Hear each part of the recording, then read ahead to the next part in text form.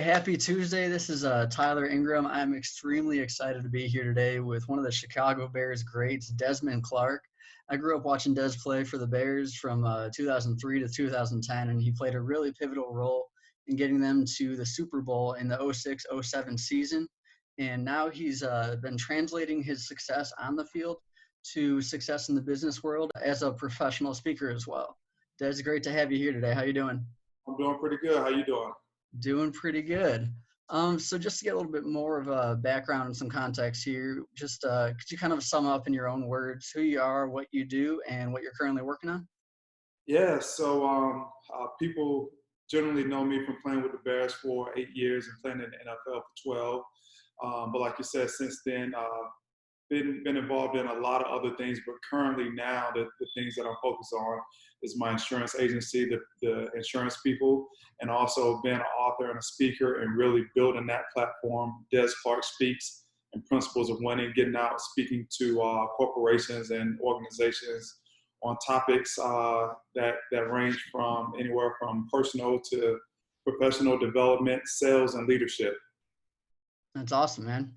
So how would you define success? Um, I think first I'll say that there are many different definitions of success. Success is an arbitrary word. Hmm.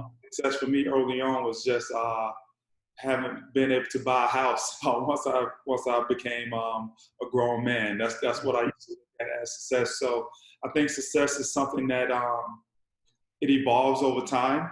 Hmm. But success to me is being in the space that you want to be in at your present time.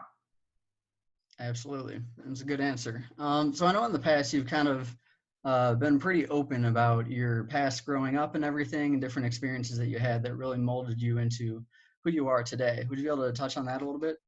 Yeah. And I touch a lot on this in the book, and I also do it when I'm out speaking. And I think a lot of people know the things that I talk about with growing up. You know, single mom, had two brothers at the time. My youngest brother came 12 years after I was born, 12 and a half years after I was born, but having a drug addicted father and really living um, financially where, we didn't have a lot. Uh, things were things were tight most of the time, Yeah. but things were good for us and our family because that was our norm. That's what we knew. But the part that wasn't the norm, I didn't know it at the time, was just dealing with my father and his crack addiction, Mm. him being shot on three different occasions and being blinded, and then eventually, being around all of that stuff and seeing and experiencing and helping my father experience getting high by lighting his crack pipe because he would pull me into the back room and ask to, light his crack pipe. Him being blind Wow. was a task for him, so he would need help doing it. But a lot of those situations that we came into and came out of really built the person who I am today. Hmm. Just speaking to a friend on the phone and just letting her know there's so many things that we take for granted these days Yeah. that if we just stop, like most of us have had to do over the last month, stop Right. to take inventory of how, I mean, just how blessed we are. Hmm. Some of the things that we had to come through, some of the things that we had to deal with, but just all the blessings that we have around us. Most of us can really just point to a lot of things where we could just say, man, I'm just grateful to have this ability or to have this material object or whatever it may be. Sure. Just so many things, and just looking back at what me and my brothers and my mom and my dad and other people that I'm close to that we had to come through, man, I truly feel blessed and I'm grateful. Yeah, it's a great story. It's amazing how some of the biggest hardships and obstacles in life can really push you forward that much more and make you want it more than anyone else. Yeah. So, what would your message, kind of along the same lines of that, what would your message be to someone that's currently going through a really tough season of life like that? Well, to embrace it, Hmm. because here's the thing: we all go through tough times, and if we stop and just think about life, we know that we're going to go through tough times. Yeah. And when we get in those tough times, what we tend to do is fight against those tough times. we don't want to be in that space, which is logical, which is, human nature. We want to get out of those spaces as quickly as possible. But I went through a tough time recently, just 3 years ago. And one of the things that helped me get through it and get past it was embrace it. I'm in this tough time right now. Yeah. So now that I'm in this tough time, now what? Mm. Now what? And just ask yourself that question. Now what? Because you're there. You're in the situation. Now Yeah. what? What are you going to do about it? What actions are you going to put into place to get yourself past that situation? Most of the time, there's a way out. And it may be a long process. It may be a short process, but there are actions to be taken to eventually get you out of just about any situation that you get yourself into, whether you got yourself into that situation or just circumstances that were out of your control, like we're going through now with a lot of people with this coronavirus thing. A lot of people are in situations that they never dreamed of, they never asked for. Hardworking people got up every day, did everything that they're supposed to do, and now boom, I'm in a situation that I don't deserve. But here's the thing: you're in the situation, and now embrace the situation, not embrace it like, okay, this is what I want, this is where I want to be, but just embrace this is the time and place that you're in right now. But you know that you don't want to be there. So now what do I have to do now? Yeah, definitely. That's a great perspective to have. Then just focus on the now what part, because a Yeah. lot of us focus on the critical situation. That situation is going to be there. Mm-hmm. Unless you want to get out of it, you have to focus on the now what part. Definitely. And kind of stop feeling bad for yourself and what got you in that situation, focus on what you can control. I Right. guess, was there a defining moment that really kind of changed your mindset with that to just taking control back in your life? Or just early on in life, seeing the stuff that I seen, seeing my mom struggle, seeing my dad become, go from my hero to a guy who he was just a shell of himself, and seeing, being on Section 8 and going through a time where we were in and out with different family members and living in the black bottom with no lights, no refrigerator, and all of that stuff. Yeah. I just knew that I wanted to do something different with myself. And really, and I talk about this when I'm on stage, I think I was 14, 14, I think I was like 13 or 14. And I had just come back from helping my dad get high, and I left the house and just had a conversation with myself about, did I want to go down the road of everything that I've seen, because I had just been propositioned by a drug dealer to sell drugs for him. And I had to make that decision at that point. And it was early on in life that I made a decision that, I was just going to do the things so I can see another side of life and not do the things that were going to take me down the same path of a lot of my family members and friends and people like that, the path that they had taken, which was going to be a dead end path unless a change came about. And luckily, a lot of change did come about for a lot of those people. But for me, the change came when I was walking home that day at the age of 14. And, the thing that just kept whispering to me is that I didn't want to be another disappointment to my mom. Mm. That's what really kind of got me over the hump, because she had been through enough. She had enough disappointment in her life, and I didn't want to be another disappointment. Wow. So what was kind of the light at the end of the tunnel there for you? Was it always football? Did you kind of know that that was what you would put your energy towards? No, man, football was just a way for me to get out and express myself, a way for me to escape and just go be competitive. And I did promise my mom that I was going to be successful, and I used football as a way to be successful. But that didn't click in until I got into high school, and I started seeing people getting college scholarships for playing football. Mm. And then they added on that part about grades also, and I was like, oh, so I gotta be good at sports, and I gotta kind of be good at school also. And Yeah. when I'm talking to kids, I tell kids all the time, it doesn't matter why you go and get good grades. The point is, you do it for the reasons that you have to.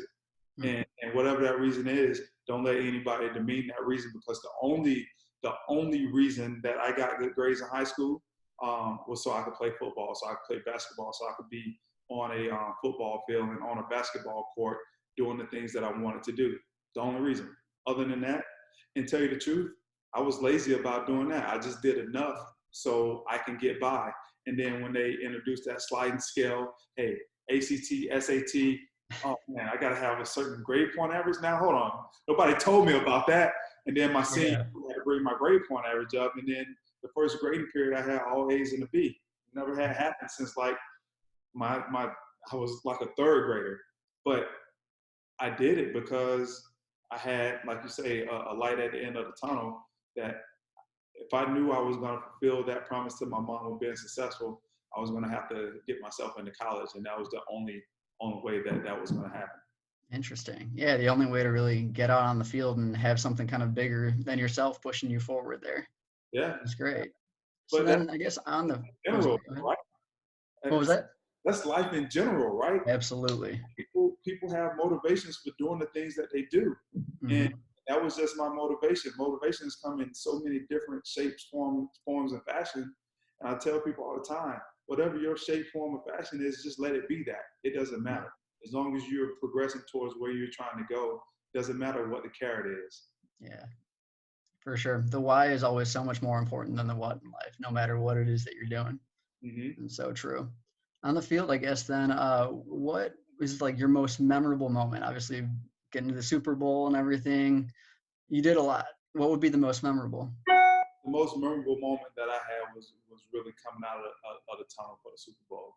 Mm. Um, and I was in my home state. I was playing in Florida, Yeah. people in the stands, and just realizing, man, I watched this as a kid. Like I stayed up and watched every Super Bowl as a kid, and now I'm on this stage, and I'm actually playing in the Super Bowl. Man, that was a surreal moment for a while, and I actually had to talk myself back down to the field and say, all right, you have a game to play right now. But Yeah. running out there on that field, getting introduced as a team, and that was probably the best moment in my football career. It's awesome. Were you nervous at all? I wouldn't say nervous. I was more like I say, I had to settle down in the moment. Hmm. The moment was so big at first. I had to like literally talk to myself and tell myself, hey, this is a football game. That's Yeah, exactly what this is. It's another football game. sure. So it wasn't nervousness. It was just, man, this moment is so big right now. I had to break it back down to it's just a football game. Hmm. That's interesting. Did you typically get nervous playing at all, or was it pretty much just all excitement? Um, no, I think maybe the first couple years I did. Yeah. But I think, and I can only talk for myself because people have different emotions. But for me, I believe nervousness comes from not being prepared or not feeling confident. Yeah. And I went into games feeling confident Mhm. because I felt like I was prepared. Um, so I really didn't have. I had more excitement than I had nervousness. Yeah. That's great. So, I've heard a lot about your relationship with Lovey Smith.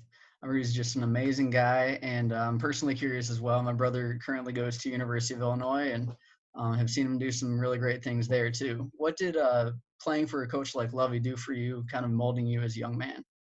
Well, I think his leadership style rubbed off on me, and his leadership style was one of he expects you to take ownership of your position, and he's going to give you all the tools to do so. And our team were led by our team members. Yeah. Now, of course, they were led by the coaches and every, but when it came to like the day-to-day stuff and how we govern ourselves, Mhm. we were led by our own team members. And I always appreciated that about him, where he wasn't a dictator. If we had issues that were legitimate, we would go to our captains. Our captains would go to him, and probably 7 out of 10 times we would get our way. Um, and that really rubbed off on me a lot. Just his leadership style helped his players endear themselves to him and play hard for him because we took ownership in what we did because he gave us ownership in what we did. That's really great. It's a great trait to have as a leader. Do you feel you kind of translated that now into the business world as a leader yourself? Absolutely. I mean, just like bringing people on to the football team, Hmm. you want to bring on people who you can trust and who you have confidence in. And so now, as being a business owner, do the same thing. We bring in people that we feel like we have great trust and that we believe in that can get the job done. You know, that's given to them. We let them take ownership of it. I mean, there's no one way to do something right, and Right. we let people figure out their way of how to do it right. Of course, there's guidelines and there's certain structure that has to be put in place, but in those guidelines and structure, it's yours to tinker with and figure out how you best want to get that job done. For instance, Lebanon tell us when we had to work out. He gave us different times when you work out before practice, you can work out during lunch, you can work out after practice. Just get your 3 workouts in a week. Yeah. There's no specific days that you got to get them in, but I need you to work out those. This is how many times I expect you to work out during the week. These are the workouts that I expect you to do. You're a grown man. You're a professional. Get your Hmm. job done. But the thing that he did say is that you don't want to come to the principal's office too many times. And that's the same thing in corporate America. If people are screwing up and not getting their job done, you got to make tough decisions. Hmm. It affects the bottom line of the team, and that's something that one individual person is never bigger than the team. So those are things that I learned partly from Levy and other great leaders that I've been privileged to learn under. Yeah, that's great. It seemed like he had a great influence on you. I guess in addition to that, and like you said, being prepared, having confidence going out there, what do you think led to your success mostly in the NFL? Man, this is crazy because I was just watching a 2-hour video of Shannon Sharp on the Showtime. It's a Showtime internet show called All the Smoke, Hmm. and he was saying on there, and I could listen to Shannon Sharp all day. And I played with Shannon my first year in the NFL when we both were out in Denver. And the one thing that he said is that when he got out to Denver, he was playing receiver. There was this guy that he didn't know the plays. He was struggling trying to get the plays, and he Hmm. asked a guy, "Hey, what do I have on this?" And the guy told him the wrong route, and the guy did it on purpose. And Right. Shannon said at that point, he said that he would never ever do that to somebody else. He would always do what he could to help that individual. But here's why: because that individual may be needed to help his team win. Hmm. So he was thinking the bigger picture, and he wasn't thinking selfishly. And then he had enough confidence in himself to know, hey, just because I'm helping this guy be good, that doesn't mean I'm gonna lose out. And Shannon was a guy that early on, I don't even know if he knows how much he helped me just by teaching me little tricks of the trade, being a small tight end, and just the mindset of the professional business. And I think having that great start, not only with him, Dwayne Carswell was a big influence on me. Byron Chamberlain was a big influence on me. All 3 of those guys played in 2 Super Bowls. Shannon Sharp got hurt in 1 Super Bowl. Those other 2 guys had to step up and make plays. So they had a wealth of knowledge and experience that I tap into early on that really set the mindset. And Rod Smith was another guy who really showed me what the work ethic had to be like in the NFL. And just getting that early start really helped me out. But the most important lesson that I got was in my first camp. I was just terrible.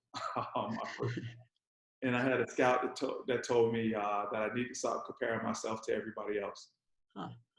Shannon Sharp is a Hall of Famer. Dwayne Carswell, they called him House. Yeah. He was a big dude. Byron Chamberlain was being groomed to be the next Shannon Sharp. I wasn't as good as those guys at the time.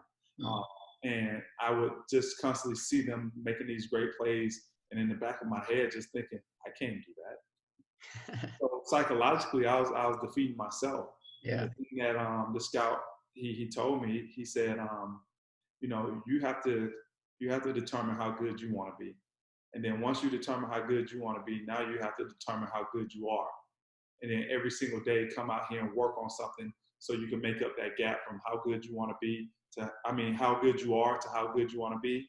Every day, do something, focus on one thing to make up that gap. And that Mm-hmm. was the best piece of advice that I ever had playing professional sports. Hmm. I love that. Kind of going back to the beginning, I saw, I think it was a couple months ago, you had posted you just recently found out you got an F on the NFL Combine. Yeah, I yeah. never would have expected that. I'm sure a lot of people listening wouldn't have expected that either. Kind of take me through that. What were your thoughts when you I, found that out? I went back and I looked at Brady's combine grade. His Mhm. combine grade was worse than mine. Really? Oh man, he had an F minus. So um, yeah, that it was shocking because I was sitting right over in my couch. That's not too far away from me. And I'm just joking around with my family, and we're talking about how tall everybody is, and everybody wants to add a inch and a half, 2 inches to their height, right? Yeah. So my daughter's short. My ex-wife, she's short. My son, he's average height, but he want to be taller than what he is. And I was like, none of you are as tall as you are. And they was like, well, how tall are you? I was like 6'2" and 7/8. And my ex-wife, she was like, oh, I always thought you were 6'3". You always told me you were 6'3". I was like, 6'2" and 7/8 is 6'3". So I was like, prove mine. And I was like, I went to my combine. I said I can go to my combine stats because that's when I was measured at 6'2" and 7/8. And when I Yeah. looked at my combine stats, it pulled up and I'm like looking through it and I'm looking at my grades trying to find my height. And then I look at my final grade, it said F, big red letter F. And it just stopped me for like 15 seconds. And my stepson, he looked at me, was like, what's wrong with you? I was like, dude, I never knew this, but look at this. And I used to tell him all the time when I used to train with him in high school, I used to tell him that I was slow, I was weak, and I was small for a tight end. And I told him, I was like, you remember when I used to tell you that? Here's the proof right here. I scored an F at the combine. And a lot of it because I was slow, weak, I was small as a tight end. I scored an F for my size. I scored an F for my strength. I scored an F for a lot of the measurables that they had, and that really hit me for a moment. But then the next day, I was like, "This is a blessing in disguise," because Yeah. I did play 12 years, and it's a testimony to just say, it doesn't matter what other people think about you. Hmm. They can get it wrong. It matters what you think about yourself, how you apply yourself, and just that work ethic and consistency that you put into anything. I mean, you can overcome whatever odds that's placed in front of you. Yeah. Do you feel it would have kind of changed your perspective or outlook or confidence in yourself if you had found that out at the time? What? Yes, most definitely, because I was already not confident. Yeah. Coming out of college, I was really confident. But then when you get to the league and you got Shannon Sharp in front of you, just doing stuff that, he makes it look so easy and simple. And then you got Dwayne Carswell House in front of you, and he's just moving people off the line. I'm like, I can't block like that. I can't run like Shannon Sharp, man. I can't do these things. Yeah. You start to lose confidence really quick. And if I would have came into that already knowing that everybody thought I was an F anyway, no chance. No. Wow. So Yeah. Really. I didn't see that. Really was a blessing in disguise. That's for sure. So, It, it tra- was it was presented to me at the right time. It was presented yes. to me at the time when I'm trying to share my story to help other people because I think a lot of people look at professional athletes and just say, hey, they're just superior in whatever way. When some people maybe, but Mhm. most 90% or more are not. They just work hard, and they just like any person that makes it high up on the chain in the corporation. They think, man, how did this guy get here? 90% of them or more just found something that they were good at and they worked their ass off and they Yeah. just made it happen. And that was my story.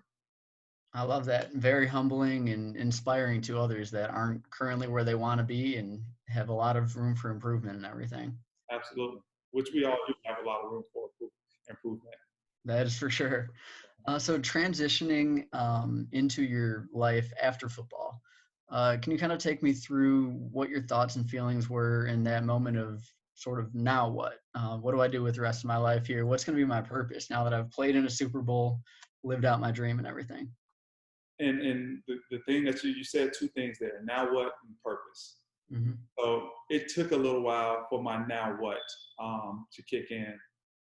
Because when I was released in 2011, there was still a chance that I could come back and play. But Yeah. 10, the Bears had their third tight end get hurt. And I called them up, said, hey, I'm still here, still in shape, ready to go. If you guys want me back, they called me back the next day and said, hey, they're going to reserve that spot for a younger tight end. And when I hung up the phone, I hung up my career also at that very same moment. And then it wasn't until about maybe 6 months later that I really started trying to figure out now what am I going to do? And I actually sat at my desk and I was just writing, just stuff of all right, what the next chapter is going to look like. But then I said, you know what? I need to have a purpose for my life. And I just started writing down things of, all right, what purpose am I going to have? And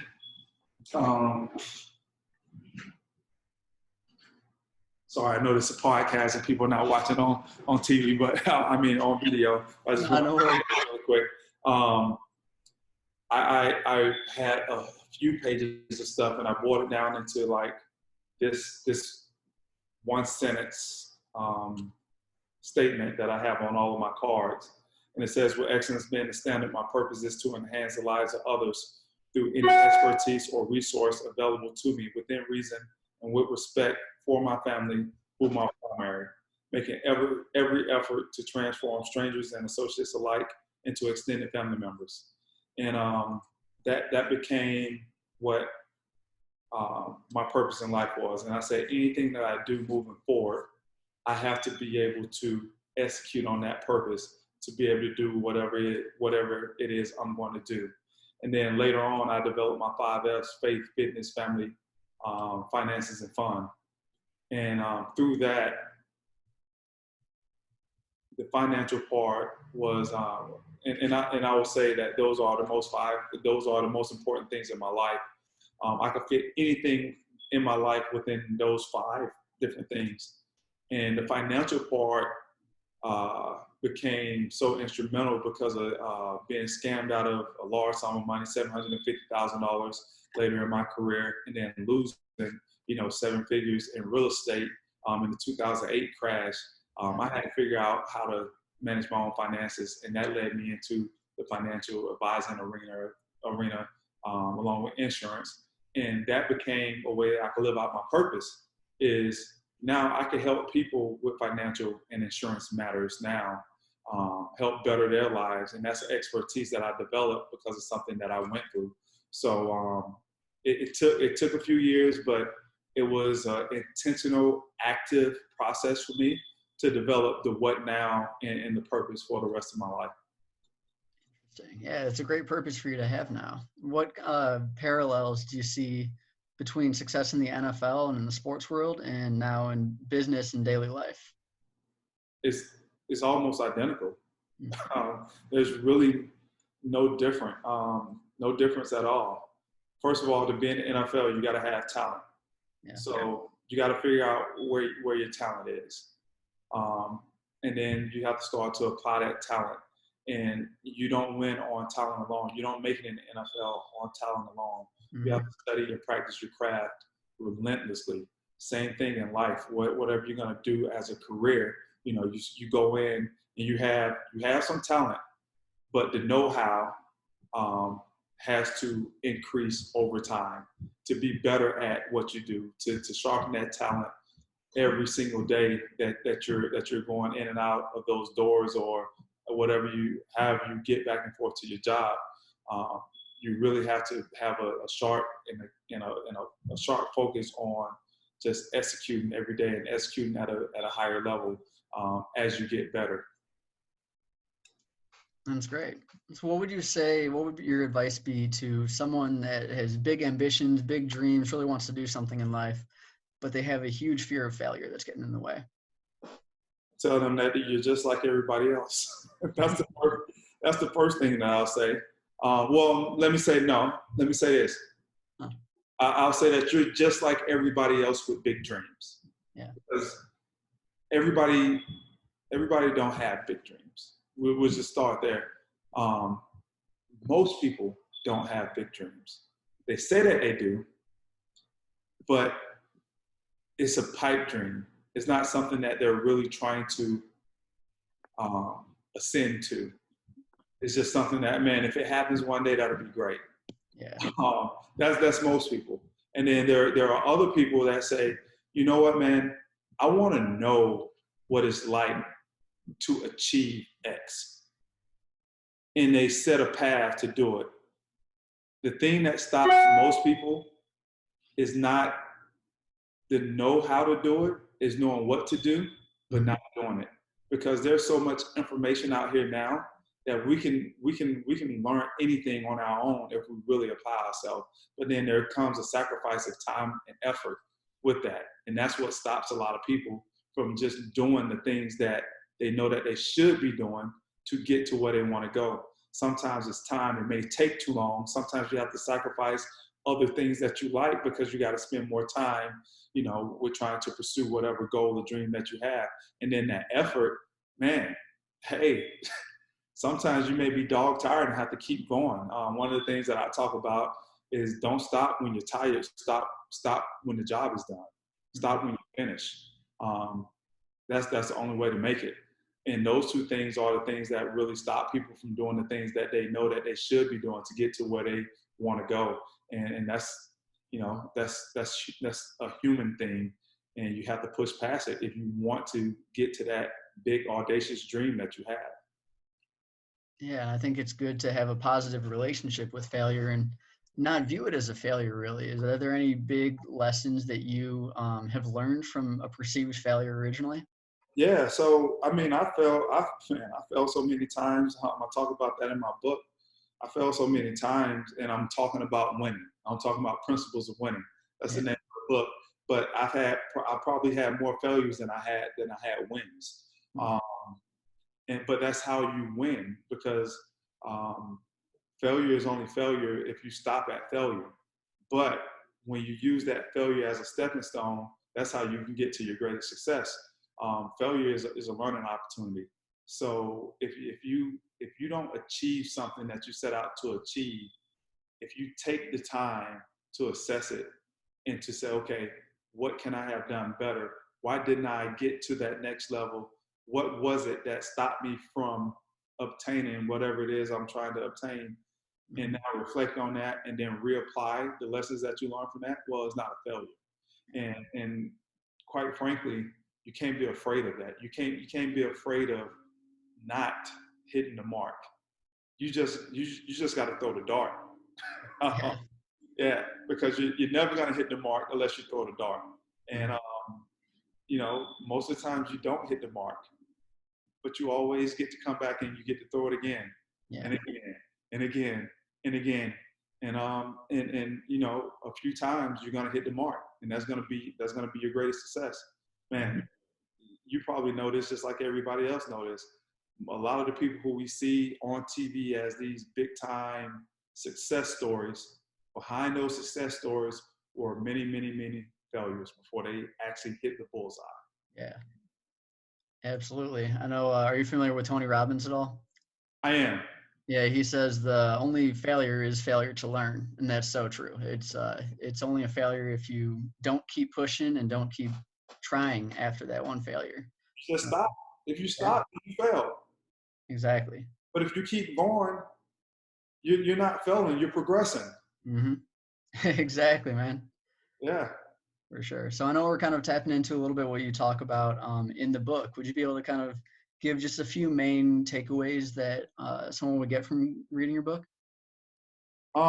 Man, you know, I sent out the book to 100 people, and that's what I wanted them to answer. Because, of course, I know what I think, but I wanted to know what other people think. And I did have one guy who sent back some pretty good stuff. And one of the things that he said about the book was that he would recommend it for high school athletes all the way up to corporate executives. And he said what you would get from the book is a lot of soft skills, how to sharpen a lot of soft skills that will put you in a better position to deal with everyday life ups and downs, and how to take those ups and downs and make yourself a better person, a better a better employee, a better leader, a better salesman from applying those lessons.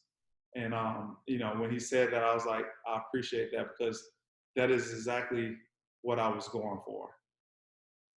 But That's amazing. that's like one of 100 that I heard back from. I've heard back from 4 or 5 others, and I should be hearing back from everybody tomorrow, because that's when they can start posting reviews. Perfect. Yeah, I'm excited to see that. I actually ordered a copy over the weekend, so really looking forward to reading the book. Nice. I'll send you a PDF copy, man. I didn't send you a PDF copy. Oh no, not yet. I'll send you once we hang up here, and I'll send me your email, and I'll send you the PDF copy. Don't judge me on the PDF copy. It's some misspellings and some bad grammar in there, which we're fixing, but I'll send it to you. No worries, man. That would be great. I appreciate it. Yeah. I know there is a phrase in there that you kind of coined, perfect practice. What exactly does that mean to you? So people have this notion of perfect, right? And there can be no perfect.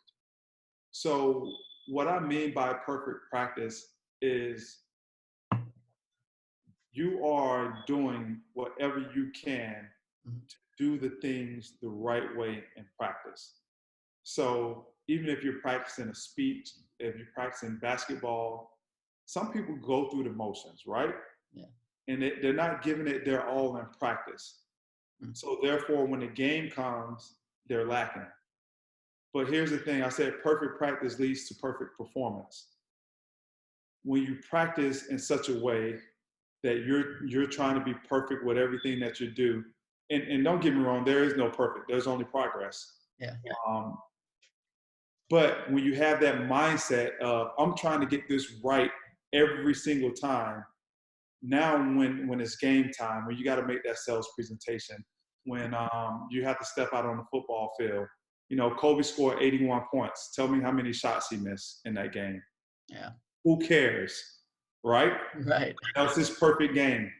How many shots did Wilt Chamberlain miss in his 100-point game? Who cares? Yeah. That's a perfect game. Right. I mean, that's what I mean by perfect. Like your performance was perfect. Mm-hmm. Was it quote unquote perfect? Probably not. But in the eyes of everybody, man, that was perfect. He played the perfect game. You heard people say that before. Man, that presentation was perfectly executed. Yeah. But there's no such thing as perfect. But you hear people say that all the time, and that's Right. what I mean. And that's what I mean by that perfect practice leads to perfect performance. That's a great point. I love that. So what drives you to get up and work hard every single day? Couple things. I want to see how good I can be. In a lot of different areas. Some areas I kick myself every day. One day I want to have a 6-pack. I haven't got there yet. I've never had a 6-pack. Really? That's something that, man,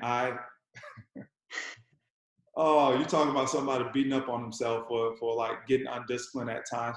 But I do get up and I do work out and I do work on my body. I don't try to stay in good shape. I stay in relatively good shape most of the time. I've had times when I let it go.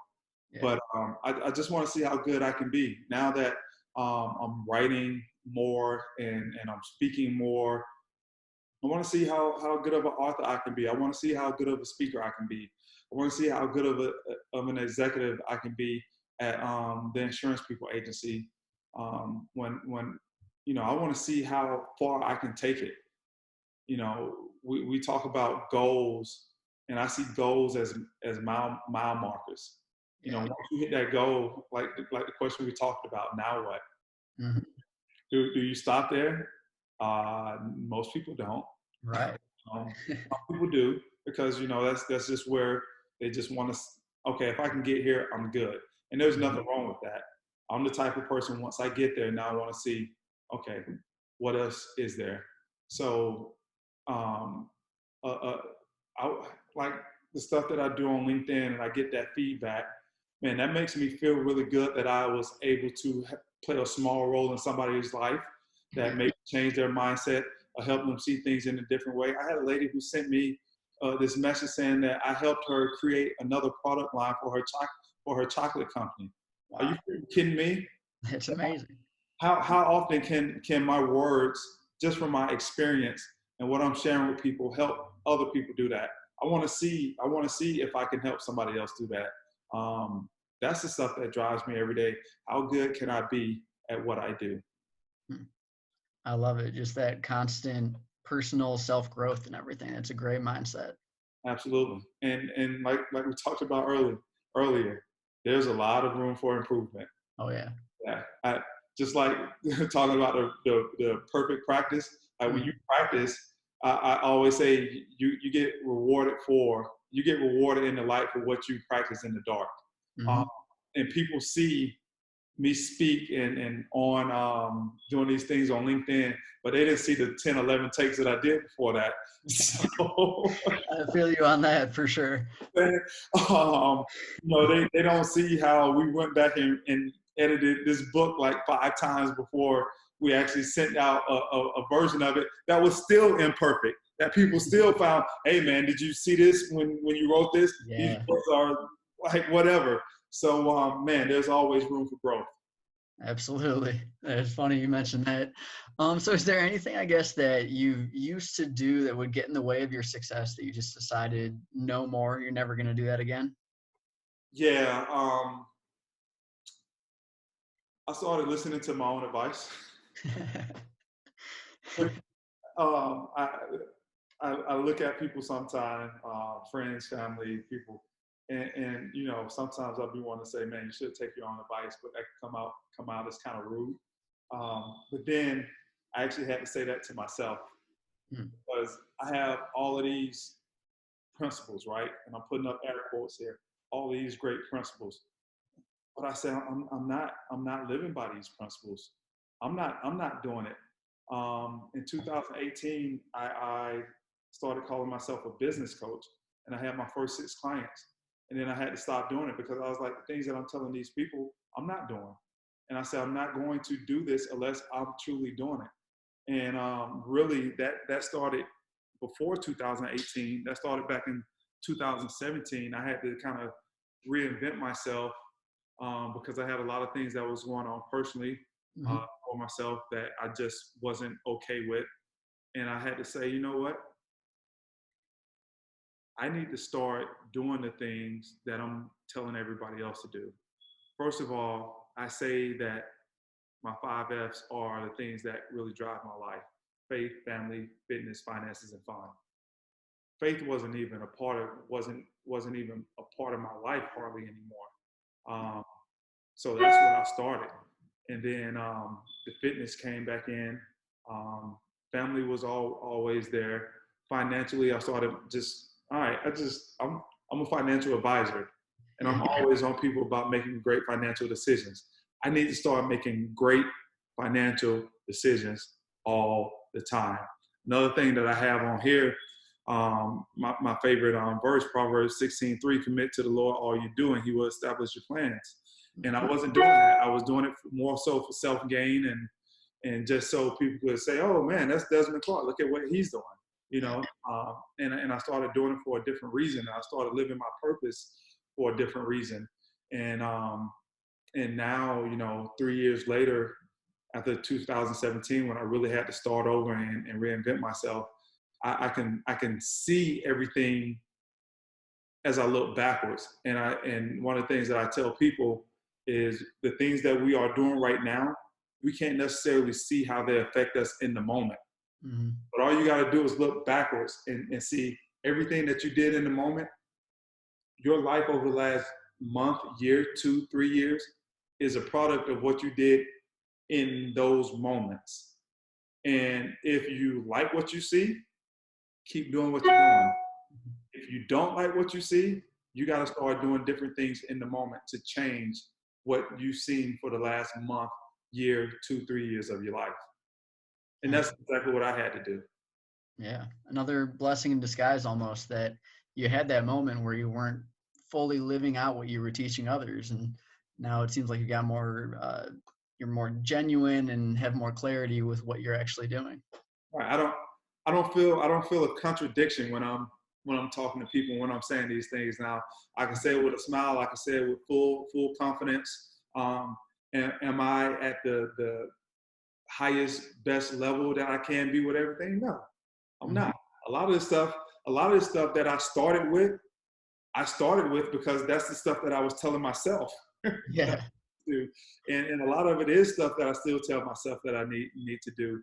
And you know, I was just challenged just recently with one of the things I talk about character is, you know, don't nobody else have to know but you, and that's the only person that needs to know. And when you say to yourself, "This is the person that I'm going to be," are you really going to do that? And yeah, you can fool everybody else, but you can't fool yourself. And I made up in my mind, you know, back in 2017, this is the person that I'm going to be. And I was just put in a challenging situation recently where I said, I'm always going to be the guy that's going to be positive. I'm going to be uplifting, and I'm going to, you know, try to push people forward always. But I had a close family member of mine that challenged that, and I was pissed. I was upset. I, I just felt angry, and the way for me to deal with that and to challenge myself to be the person that I'm going to be, that I said I was going to be, is to send that person positive reinforcement. Even though I didn't necessarily want to talk to the person at the time Yeah. or necessarily be in the presence of that person, because I had to deal with my own self and realize that, yeah, I did have these feelings. Hmm. That was a way for me to be the person that I said that I was going to be. That's amazing. Yeah, it comes down to those little moments, not just making that decision. It's easy to do and easier said than done all the time. But when Talk you're about actually challenged there, to talk about, man. Especially when things are good and running smooth, and man, you just kind of floating, and man, the sun is out, the skies are blue. But when mm, when those clouds come over and it gets dark and starts raining and hailing and thunderstorming, man, what are you gonna do then? definitely, that's when you learn a lot about who you really are, for Exactly, sure. exactly. Absolutely. So, is there any other big takeaway or anything from the book that you feel is worth mentioning right now? Yeah, it's coming out on my birthday. Oh yeah, it's your birthday. Yeah, so April 20th is my birthday, and that was strategically planned. This is my birthday gift to myself this year. But in all seriousness, I really feel like this is my effort.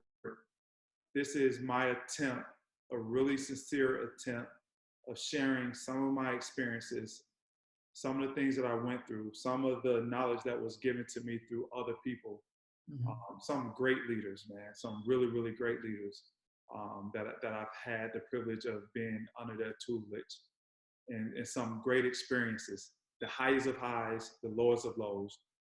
Give those experiences to other people and the lessons that I learned from them to help them, you know, get to their next level of success, or to realize the vision that they have for themselves, for for their families, or whatever it is, man. That's the goal of this book.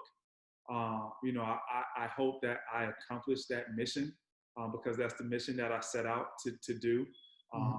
it can be it can be a very naive mission, because hey, who's to say that my experiences and the things that I've learned in my past are going to help anybody?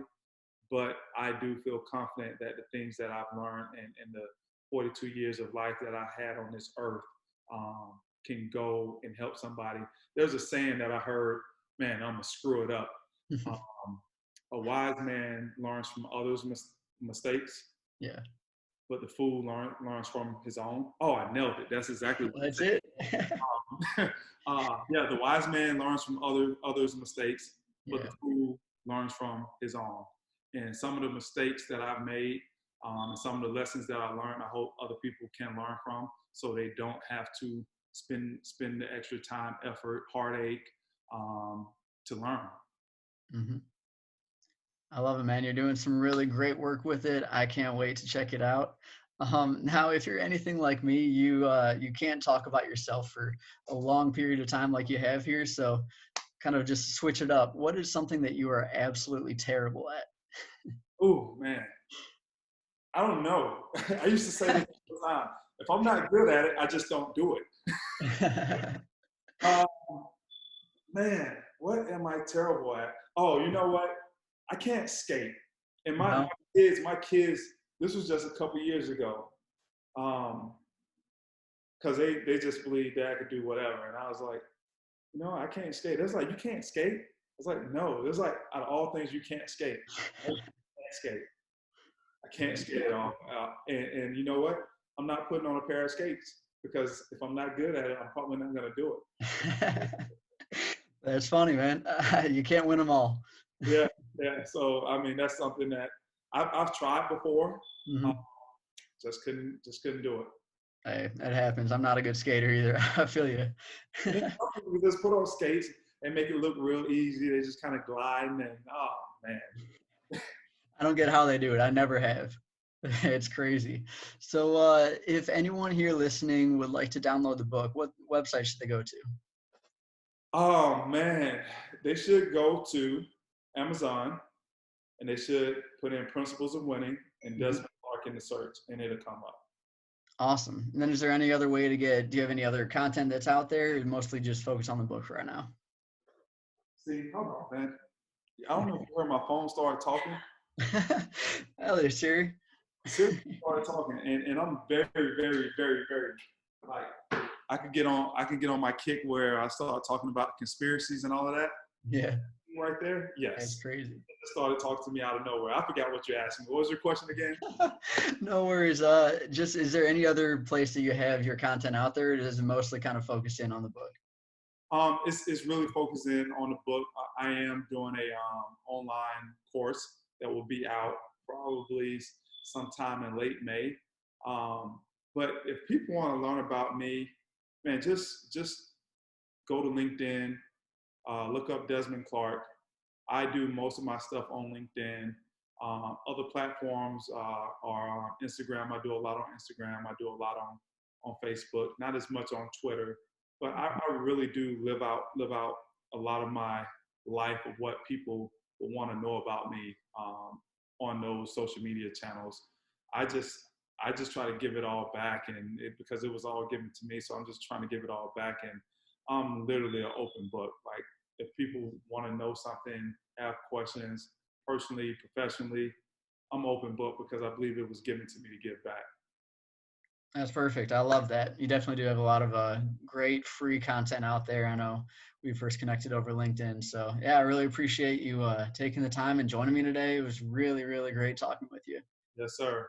Yes, sir. Yeah, no, man. Let's do it again sometime down the road. Absolutely. Whenever I'm back in Chicago, once all this is over, we'd love to grab a coffee with you. Let's do it. For sure, man. Well, thanks so much. Have a good rest of the day. Have a good one. Thank you.